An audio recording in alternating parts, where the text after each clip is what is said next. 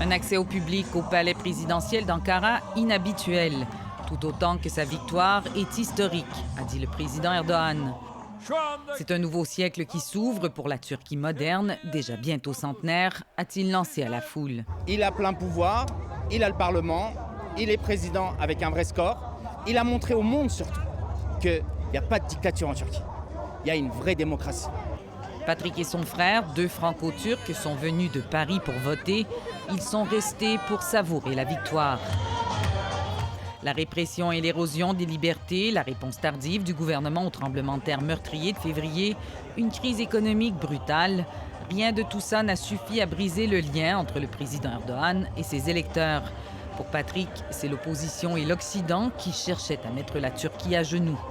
Ils savaient très bien que c'était l'économie le point faible. Ils ont tout fait pour que le pays s'écroule. Mais ça n'a pas fonctionné. Aujourd'hui, personne n'a perdu. 85 millions sont ensemble victorieux. Nous ne ressentons pas de colère ou de rage envers qui que ce soit, leur a dit le président Erdogan. Dans son discours de victoire cette nuit, le président Erdogan parlait du besoin d'unifier la population du pays. Les tensions dans les rues d'Ankara aujourd'hui sont très palpables. Erdogan a peut-être gagné, les Arabes ont peut-être gagné avec le Qatar, mais le peuple turc, lui, a définitivement perdu. Nous avons perdu au moins le siècle à venir, confiait Halil. Pendant notre conversation, il est vite devenu évident que personne n'est vraiment prêt à mettre de côté les affrontements, comme disait le souhaiter le président Erdogan quelques heures plus tôt.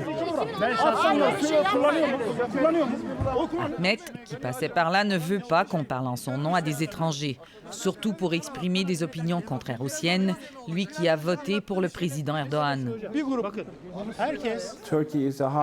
La Turquie est très polarisée, mais ce n'est pas nouveau, c'est comme ça depuis des décennies, dit cet analyste politique.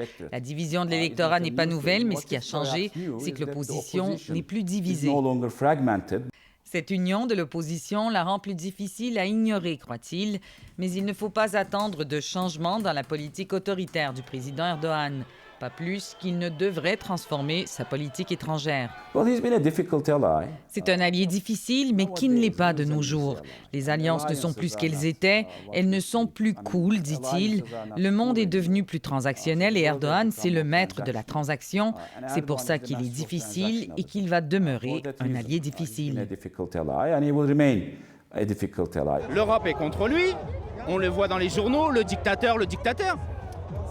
Les États-Unis, Biden. La Turquie d'abord, une grande Turquie. C'est ce qu'il célèbre aujourd'hui.